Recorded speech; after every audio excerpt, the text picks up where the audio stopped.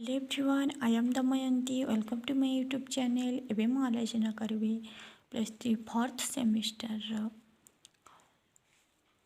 Paper 8ର unit 3 and 4 ପୂର୍ବ ଭିଡ଼ିଓରେ ମୁଁ ୟୁନିଟ୍ 1 ଓ 2 ଆଲୋଚନା କରିଛି।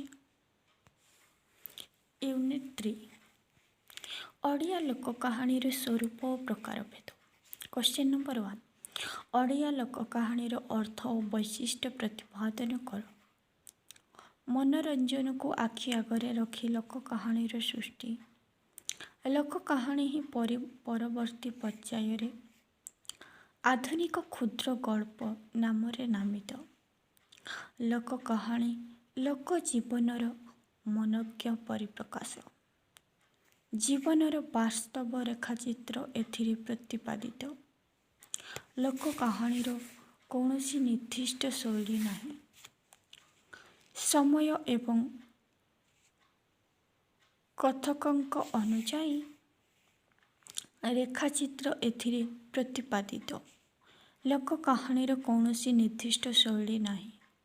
ସମୟ ଏବଂ କଥକଙ୍କ ଅନୁଯାୟୀ ଏହା ସର୍ବଦା ପ୍ରତିପାଦିତ।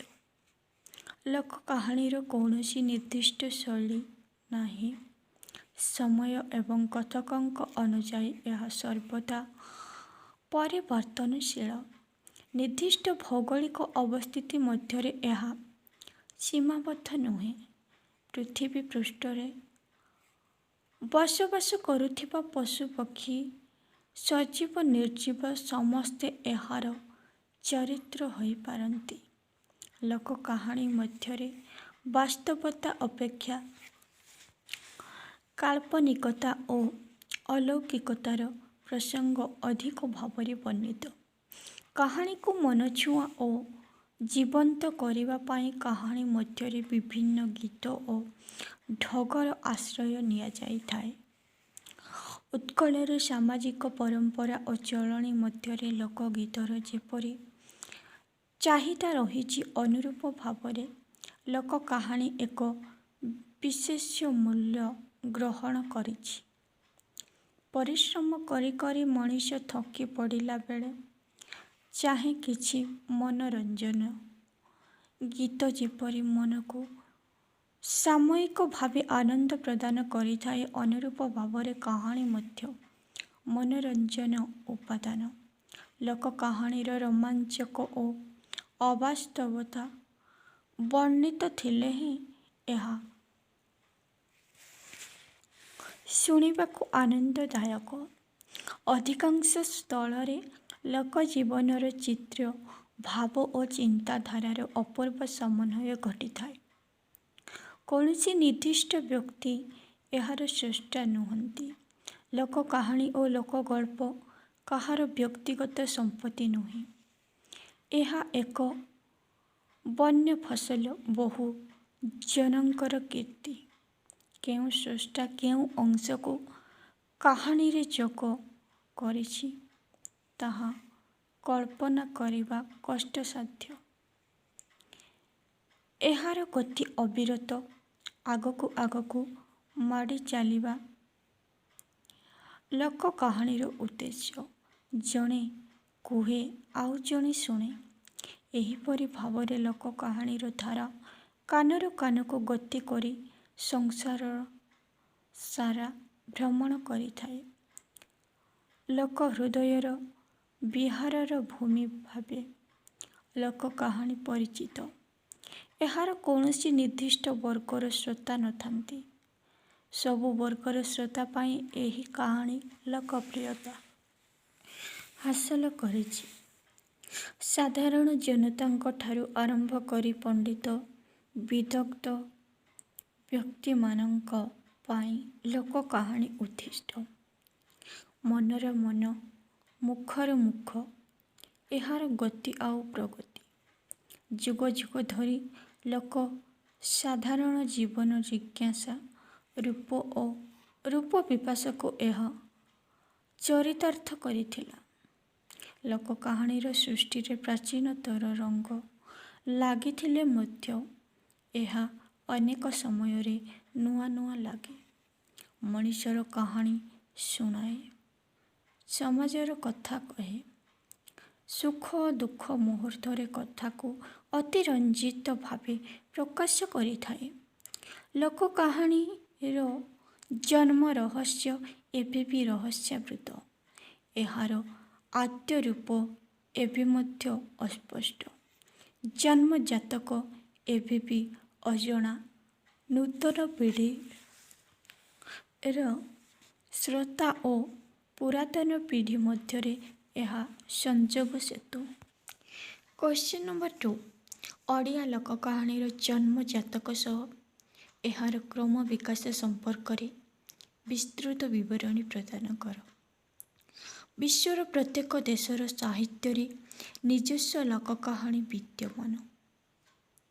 ନିଜ ନିଜ ଦେଶରେ ନିଜ ନିଜର ଲୋକ କାହାଣୀ ପ୍ରତିପାଦିତ। ତାଳପତ୍ର ଖୋଦନ, ପ୍ରସ୍ତର ଖୋଦନ ତଥା ମୁଦ୍ରା ଯନ୍ତ୍ରର ପ୍ରଚଳନ ପୂର୍ବରୁ କାହାଣୀକୁ ଶୁଣି ଶୁଣି ମନେ ରଖିବାର ପରମ୍ପରା ପ୍ରତ୍ୟେକ ଦେଶରେ ତଥା ରାଜ୍ୟରେ ପ୍ରଚଳିତ ଅଛି।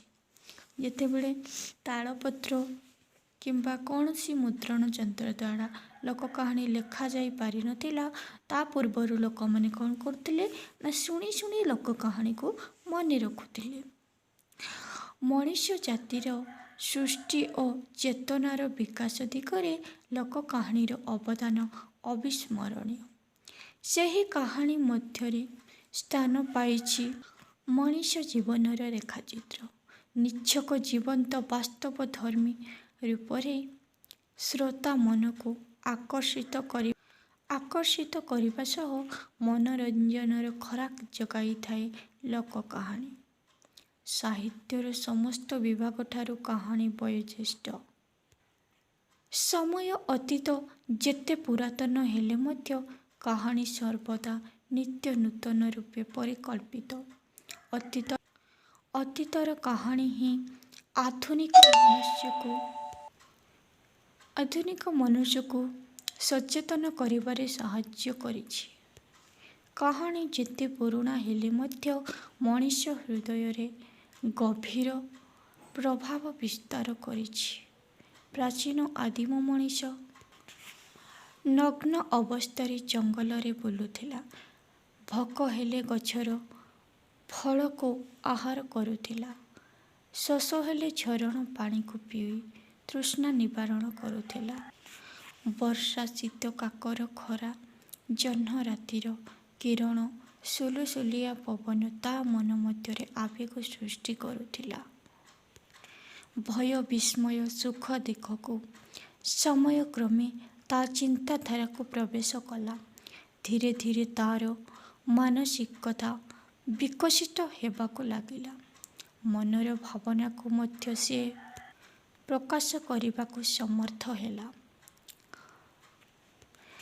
ଜୀବନରେ ଘଟୁଥିବା ଘଟଣାମାନଙ୍କୁ ମନ ମଧ୍ୟରେ ଦୀର୍ଘ ଦିନ ପାଇଁ ଯତ୍ନର ସହ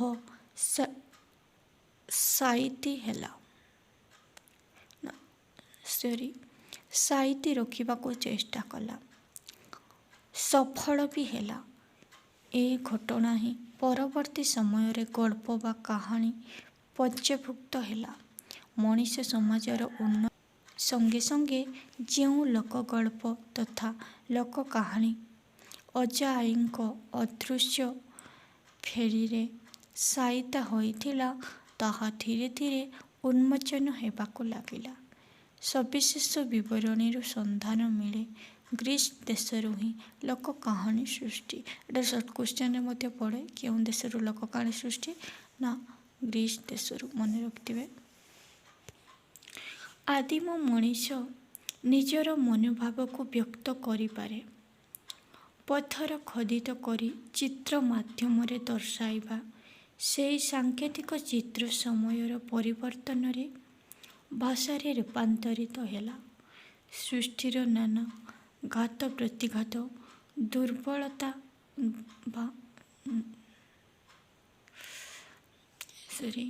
ଦୁର୍ବିପାକ, ବିପାଦ ମଣିଷ ମନରେ ଭୟ ସୃଷ୍ଟି କରୁଥିଲା। ଏଭଳି ଆଦିମ ଜୀବନ ଚର୍ଚ୍ଚା ମଧ୍ୟରେ ଜୀବନ ମରଣ, ପଶୁପକ୍ଷୀ, ଧାର୍ମିକ ଉପଚାର, ଯୌତୁକ ପ୍ରଥା, ନୀତି ନିୟମ, ପୂଜା ଉପଚାର ବହୁ ରହସ୍ୟମୟ ଧାରା ସମାଧାନ ପାଇଁ ପଥ ଉନ୍ମୁକ୍ତ ହେଲା। ସର୍ବପ୍ରଥମେ ଧର୍ମଗାଥାର ଉଦୟ ସବୁ ରହସ୍ୟକୁ ଉନ୍ମୋଚନ କରିବା ଦିଗରେ ସହାୟକ ହୋଇଥିଲା। ଯୁଦ୍ଧବିଧି ଅଲୌକିକ କାର୍ଯ୍ୟ ବୈଦିକ କାହାଣୀରେ ବର୍ଣ୍ଣିତ।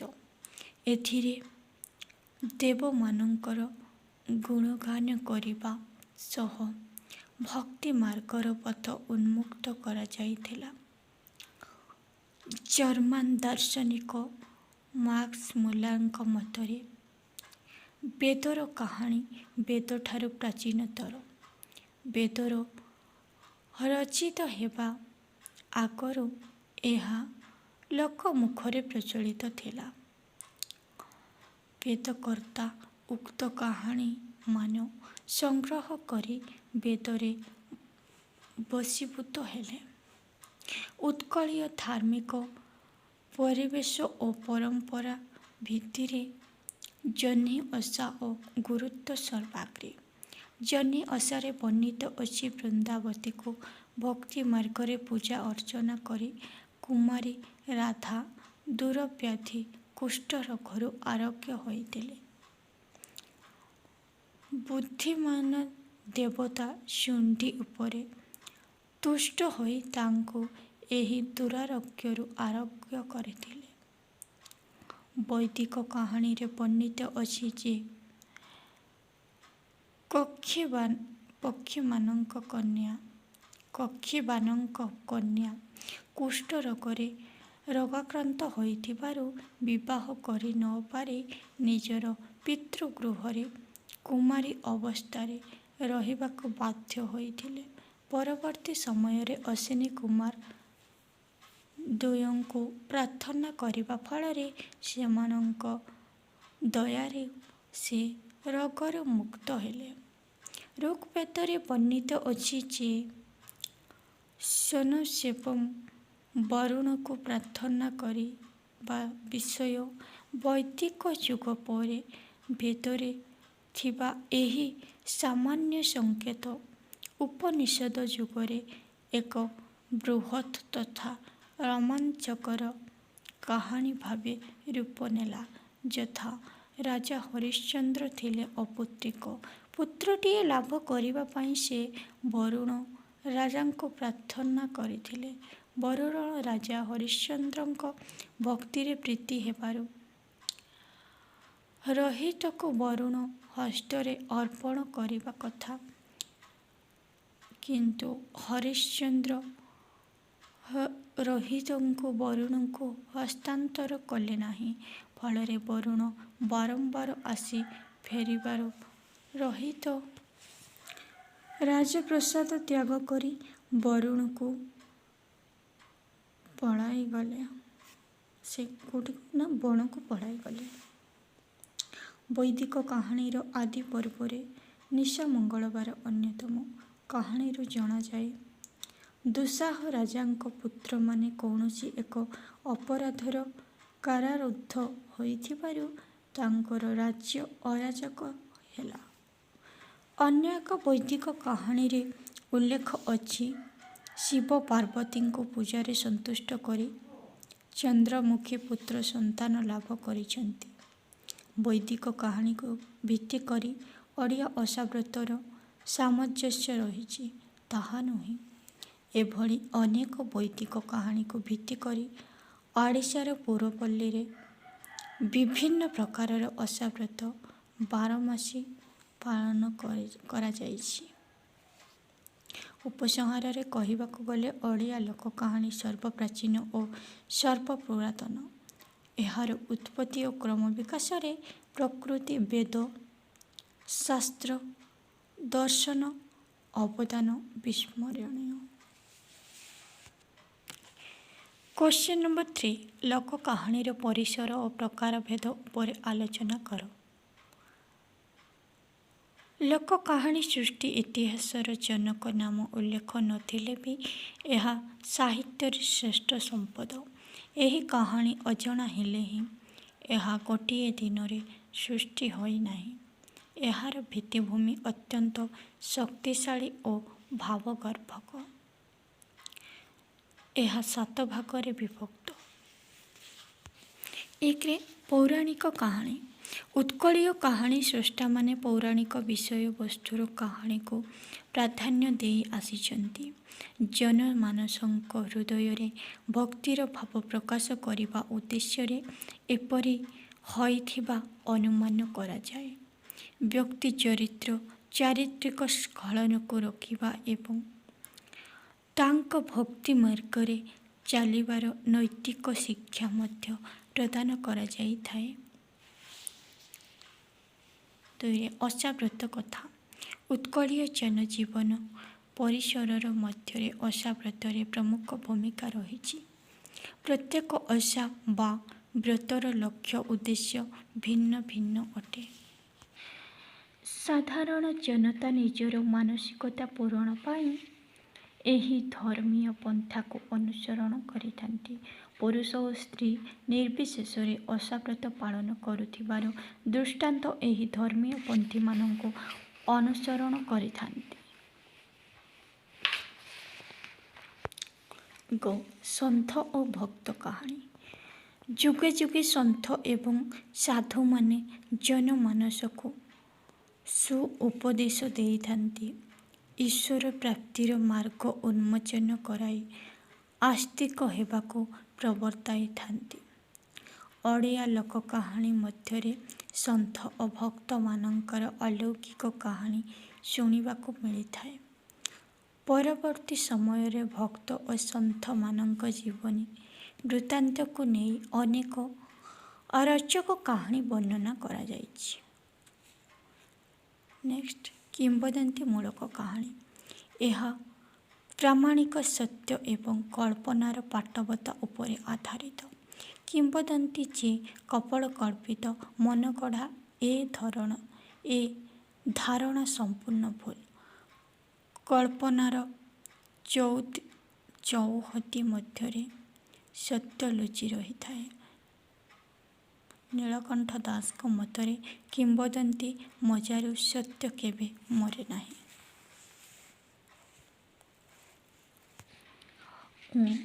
ସତ୍ୟନାରାୟଣ ପୂଜା କାହାଣୀ। ଓଡ଼ିଶାର ଘରେ ଘରେ ସତ୍ୟନାରାୟଣ ପୂଜା ଅନୁଷ୍ଠିତ। ନବଜାତକ ଶିଶୁର 21 ଦିନ ହିଁ ସତ୍ୟନାରାୟଣ ପାଲା ହୋଇଥାଏ। ଓଡ଼ିଶାରେ ସତ୍ୟବୀରକୁ ଆଧାର କରି 20 ଗୋଟି ପାଲା କାହାଣୀ ଅଛି। କାଠୁରିଆ ପାଲା, ମଦନ ସୁନ୍ଦର ପାଲା ବଙ୍ଗଳା ଭାଷାରେ ରଚିତ। ଅଧିକାଂଶ ପାଲା କାହାଣୀରେ ରାଜାରାଣୀ ରାଜପୁତ୍ର ମିଳନ ଓ ବିରହକୁ ସ୍ଥାନ ଦିଆଯାଏ। ନେକ୍ସଟ ମହାତ୍ମ୍ୟ କଥା। ମହାତ୍ମ୍ୟ କଥାରେ ଓଡ଼ିଶାର ପର୍ବପର୍ବାଣି ସମ୍ପର୍କରେ ବର୍ଣ୍ଣନା କରାଯାଇଛି। ଓଡ଼ିଶାରେ 12 ମାସରେ 13ଟି ପର୍ବ ପଡ଼ିଥାଏ।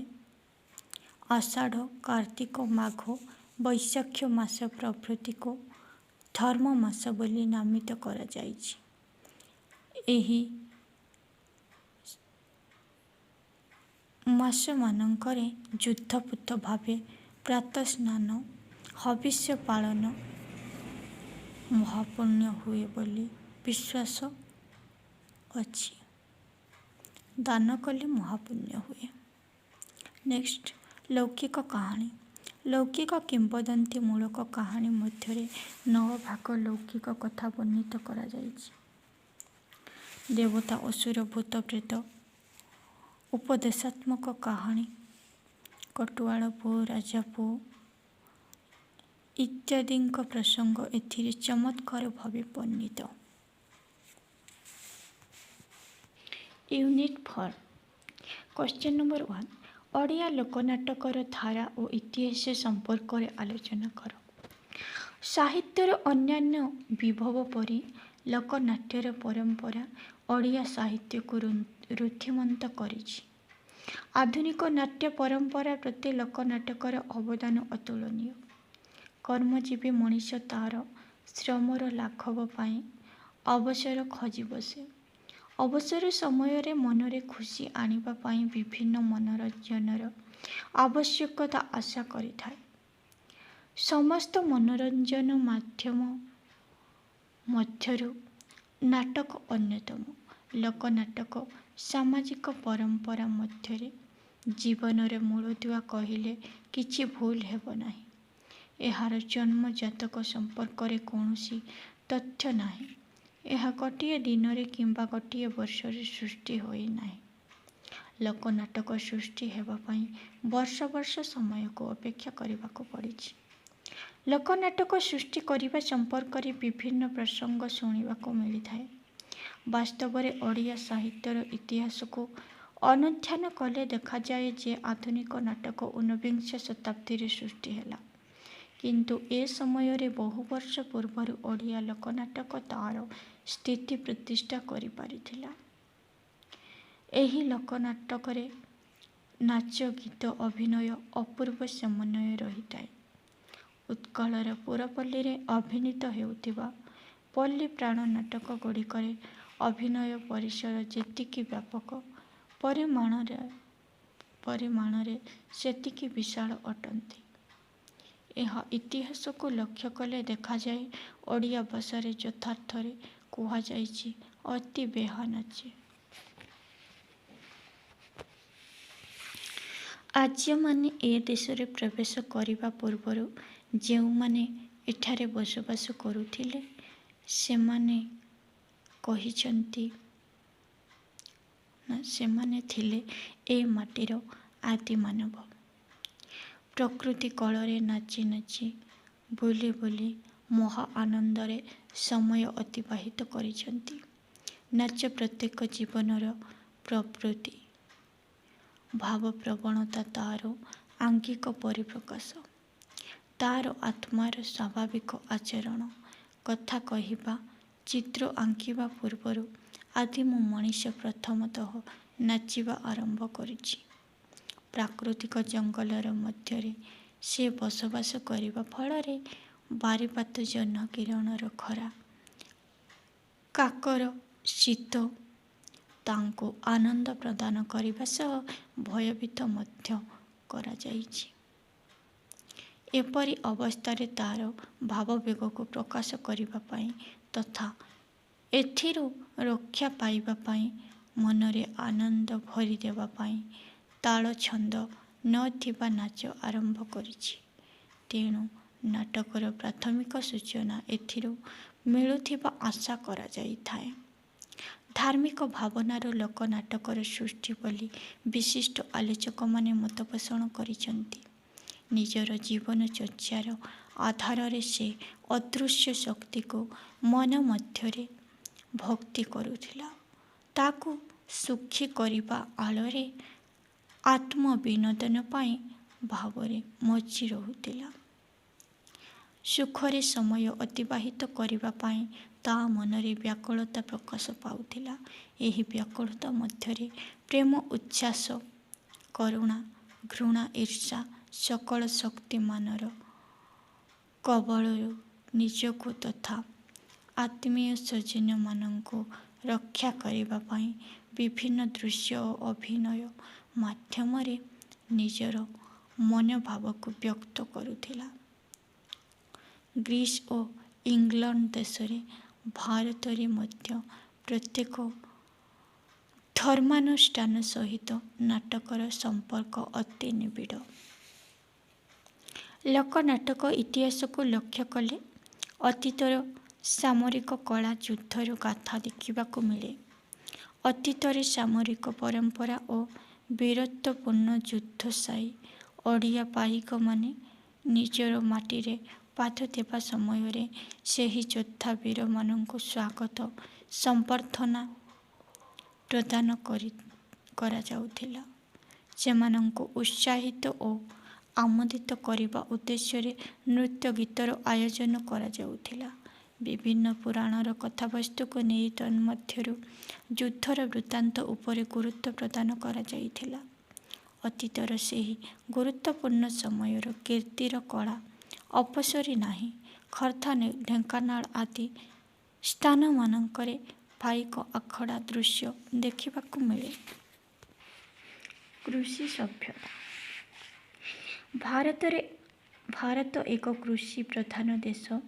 ଶତକଡ଼ା 80% ଲୋକ କୃଷି କାର୍ଯ୍ୟ କରି ଜୀବିକା ନିର୍ବାହ କରିଥାନ୍ତି।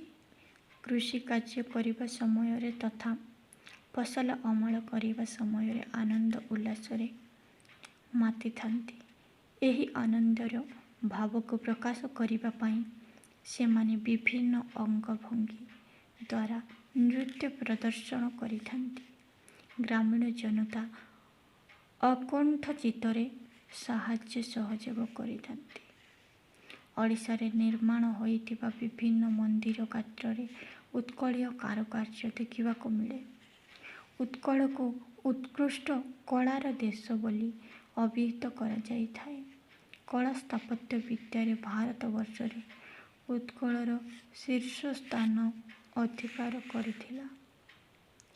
ଓଡ଼ିଶା ଶିଳ୍ପୀଙ୍କ ନିହାଣ ମନରେ ଖୋଦିତ ହୋଇଥିବା ବିଭିନ୍ନ ନୃତ୍ୟ, ସଙ୍ଗୀତ ଓ ଦୃଶ୍ୟସଜ୍ଜା ଓଡ଼ିଆ ଲୋକନାଟକକୁ ପ୍ରଭାବିତ କରିଛି। ଓଡ଼ିଶୀ ନୃତ୍ୟ। ଓଡ଼ିଶା ଲୋକନାଟକର ବିକାଶରେ ଓଡ଼ିଆ ନୃତ୍ୟ ଦେଶବାସୀ ପ୍ରଥା ଭୂମିକାକୁ ଅସ୍ୱୀକାର କରାଯାଇ ନପାରେ। କ୍ୱେଶ୍ଚନ୍ ନମ୍ବର 2, ସାମାଜିକ ମୂଲ୍ୟବୋଧର ପ୍ରାସଙ୍ଗିକତା ଆଲୋଚନା କର। ପ୍ରାସଙ୍ଗିକତା ଲୋକନାଟକର ଆତ୍ମା। ଏହି ଉକ୍ତିର ସତ୍ୟତା ପ୍ରତିପାଦନ କର। ମାନବ ସମାଜରେ ବାସ କରିବା ସହ ସମାଜ ପ୍ରତି କର୍ତ୍ତବ୍ୟ ଓ ଦାୟିତ୍ୱବୋଧତା ପ୍ରତି ସେ ସଚେତନ ସାମାଜିକ ପ୍ରାଣୀ ଭାବେ ମଣିଷ ସମାଜର ପ୍ରତ୍ୟେକ କାର୍ଯ୍ୟରେ ମନୋନିବେଶ କରିଥାଏ। ମଣିଷର ଜୀବନ ହସ, ଦୁଃଖ, ଲୁହ ଆଉ ଲହୁରେ ମିଶ୍ରିତ ସମାହାର। ସାଧାରଣ ମଣିଷର ଅନ୍ତରାଳରେ ଆନନ୍ଦ ମୁହୂର୍ତ୍ତ ଗୁଡ଼ିକ ସାକାର ରହିଛି। ସାମାଜିକ ଜୀବନରେ ବହୁ ଅନୁଭୂତି ଓ ଅଭିଜ୍ଞତା ଅନାବିଳ ଭାବରେ ପରିସ୍ଫୁଟ।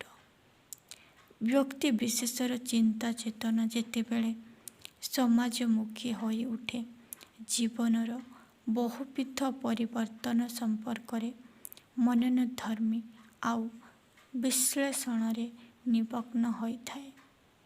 ଏହି ଭାବକୁ ସାମାଜିକ ଚିନ୍ତା ଓ ଚେତନାର ମୂଲ୍ୟବୋଧ ଆଖ୍ୟା ଦିଆଯାଇଥାଏ।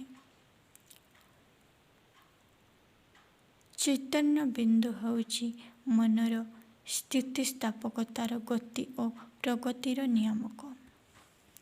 ଉତ୍କଳର ଜନସାଧାରଣ ଧର୍ମରେ ବନ୍ଧା। ଈଶ୍ୱର ଚିନ୍ତା, ଈଶ୍ୱର ଆରାଧନା, ପୂଜା ପର୍ବଣ, ଭଜନ, ସ୍ତୁତି ସବୁକିଛି ଓଡ଼ିଶାର ଜନସାଧାରଣଙ୍କର ଅସ୍ଥିମଜ୍ଜାଗତ। ଧର୍ମକୁ ବାଦ ଦେଇ ଜୀବନର କଳ୍ପନା କରି ହୁଏ ନାହିଁ ବୋଲି ପ୍ରତ୍ୟେକ ଓଡ଼ିଶାବାସୀର ବିଶ୍ୱାସ। ଶଯ୍ୟା ତ୍ୟାଗ କରିବା ମାତ୍ରେ ପରମେଶ୍ୱରଙ୍କୁ ସେ ସ୍ମରଣ କରେ।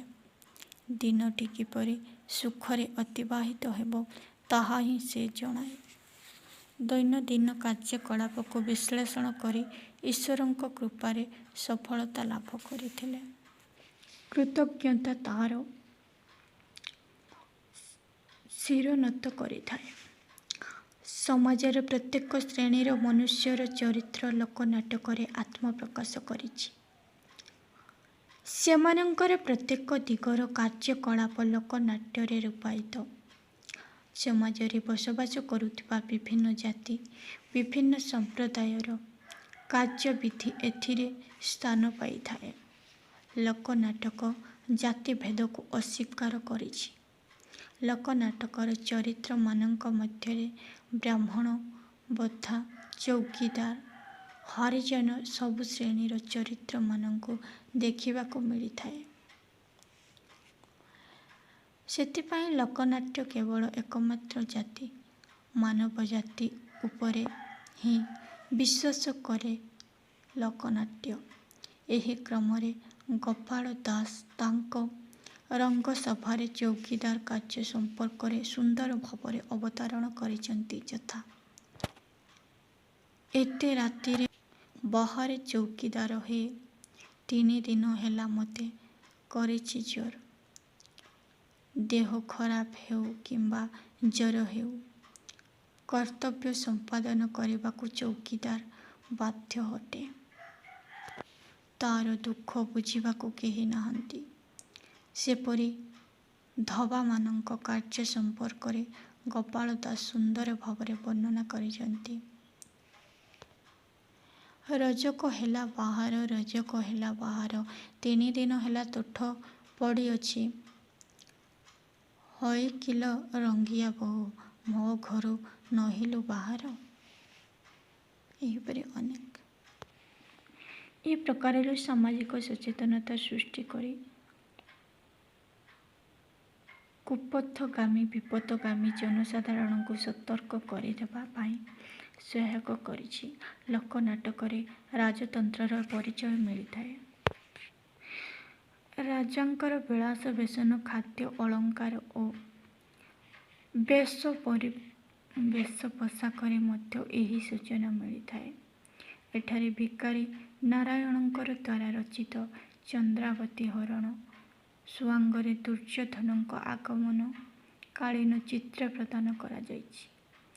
ଦୁର୍ଯ୍ୟୋଧନ ରାଜନ କେସେ ଆୟା ହୋ, ମନ୍ତ୍ରୀ ହସ୍ତେ ଛତ୍ର ଶୋଭା ପାୟା ହୋ। ଶିରୋଣେ ମୁକୁଟ ସାଜେ, କର୍ଣ୍ଣେ କୁଣ୍ଡଳର ବିରାଜେ। ମୁଖ ପୂର୍ଣ୍ଣଚନ୍ଦ୍ର ତାର ଠାରି ରସିଆ ହେ। ଗ୍ରାମରେ ସାଧାରଣ ପାକଶାଳା ଓ କାଞ୍ଚିକୁ ନେଇ ଅନେକ ଲୋକକଥା ଅଛି।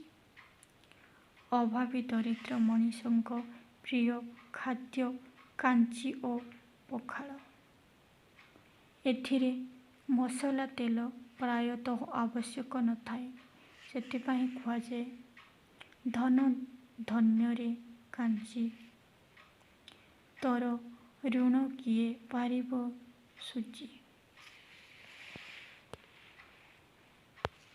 କ୍ୱେଶ୍ଚନ୍ ନମ୍ବର 3, ପ୍ରାଚୀନ ଲୋକନାଟ୍ୟ ପରମ୍ପରାରେ ମୋଗଲ ତାମସା, ସଖୀ ନାଟକ ଓ ଦଧିର ଉଲ୍ଲେଖନୀୟ ଅବଦାନକୁ ଆଲୋଚନା କର। ଏବେ ମୁଁ ଭିଡ଼ିଓ ମାଧ୍ୟମରେ ଦେଖାଇବି, କାରଣ ସବୁଗୁଡ଼ିକ ଆଲୋଚନା କରିବା ସମ୍ଭବ ନୁହେଁ। ୟୁନିଟ୍ 3ରୁ ମୁଁ ଆଲୋଚନା କଲି 3ଟା ଲଙ୍ଗ କ୍ୱେଶ୍ଚନ୍, ୟୁନିଟ୍ 4 2ଟା, ଟୋଟାଲ୍ 5ଟି। ଅନ୍ୟଗୁଡ଼ିକ ଆପଣମାନେ ନୋଟ୍ କରିନେବେ। ସବୁଗୁଡ଼ିକ ଆଲୋଚନା କଲେ ଭିଡ଼ିଓ ମଧ୍ୟ ଲଙ୍ଗ ହେଇଯିବ। କ୍ୱେଶ୍ଚନ୍ ନମ୍ବର 4, ଓଡ଼ିଆ ଲୋକନାଟକର ବିଭିନ୍ନ ପ୍ରସଙ୍ଗ ଓ ବିଭିନ୍ନ ରୂପ ସମ୍ପର୍କରେ ଆଲୋଚନା କର। ଏଇଟା ଟିକେ ଇମ୍ପୋର୍ଟାଣ୍ଟ କ୍ୱେଶ୍ଚନ୍ ଅଛି।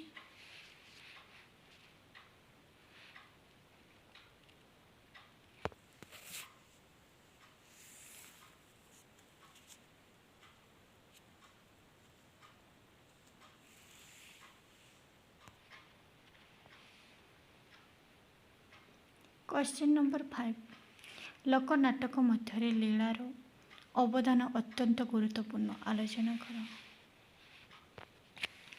1ରେ ରାମଲୀଳା, ନେକ୍ସଟ କୃଷ୍ଣଲୀଳା, ନେକ୍ସଟ ରାଧାପ୍ରେମ ଲୀଳା, ନେକ୍ସଟ ଦ୍ୱାରଲୀଳା। କ୍ୱେଶ୍ଚନ୍ ନମ୍ବର 6, ଓଡ଼ିଆ ଲୋକନାଟକରେ ସ୍ଥାନ ପାଇଥିବା ବିଭିନ୍ନ ରସ ସମ୍ପର୍କରେ ଧାରଣା ପ୍ରଦାନ କର। ଏଇଟା ଏକ୍ଜାମରେ ପଡ଼େ, ବହୁତ ଟାଇମ୍ କରେ। ଶୃଙ୍ଗାର ରସ, ଘରେ ବୀର ରସ, ଘରେ ହାସ୍ୟ ରସ, ନେକ୍ସଟ ବାତ୍ସଲ୍ୟ ରସ,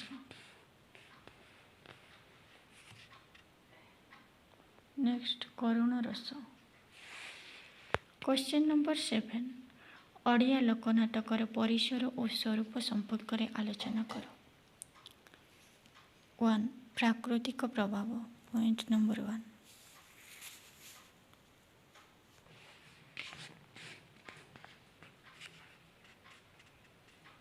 ଲୋକନାଟ୍ୟର ରଙ୍ଗମଞ୍ଚ। क्वेश्चन नंबर 8 ଓଡ଼ିଆ ଲୋକନାଟକରେ ସ୍ଥାନ ପାଇଥିବା ବିଭିନ୍ନ ନାଟ୍ୟ ରୂପ ସମ୍ପର୍କରେ ଆଲୋଚନା କର। ପଏଣ୍ଟ 1 ପାଲା। ଏଇଟା ମଧ୍ୟ ଟିକେ ଇମ୍ପୋର୍ଟାଣ୍ଟ ଅଛି। ନେକ୍ସଟ ଦାସକାଠିଆ। ନେକ୍ସଟ ଘୋଡ଼ା ନାଚ। ନେକ୍ସଟ ପାଟୁଆ ଯାତ୍ରା। ସମାପ୍ତ। ୟୁନିଟ୍ 3ରୁ ମୁଁ 3ଟି ଲଙ୍ଗ କ୍ୱେଶ୍ଚନ୍ ଆଲୋଚନା କରିଥିଲି। ଅନ୍ୟ ଲଙ୍ଗ କ୍ୱେଶ୍ଚନ୍ ଗୁଡ଼ିକ ଏବେ ଭିଡ଼ିଓ ମାଧ୍ୟମରେ ଦେଖାଇବି। କ୍ୱେଶ୍ଚନ୍ ନମ୍ବର 4 ସମାଜ ଜୀବନର ବାସ୍ତବ ରୂପାୟନ ଓଡ଼ିଆ ଲୋକ କାହାଣୀକୁ ସୁଶୋଭିତ କରିଛି। ଏହାର ଯଥାର୍ଥତା ପ୍ରତିପାଦନ କର।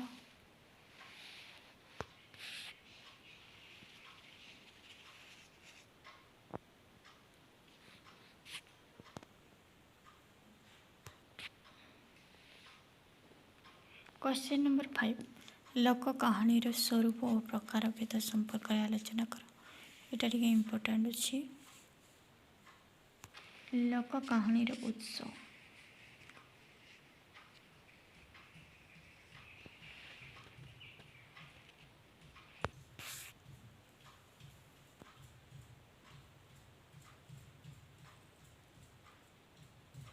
क्वेश्चन नंबर 6 ଓଡ଼ିଆ लोक कहानीर वर्णना पाठकता और साहित्यिक मूल्यबोध निरूपण कर।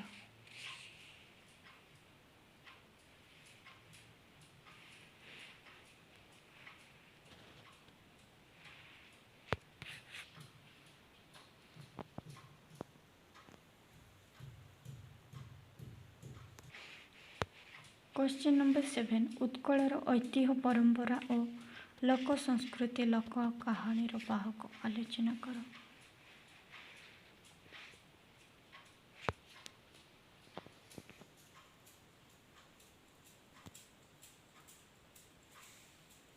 समाप्त। आज आलोचना ये समाप्त करिछि। परवर्ती समय परवर्ती वीडियो रे पेपर 9 आलोचना करी।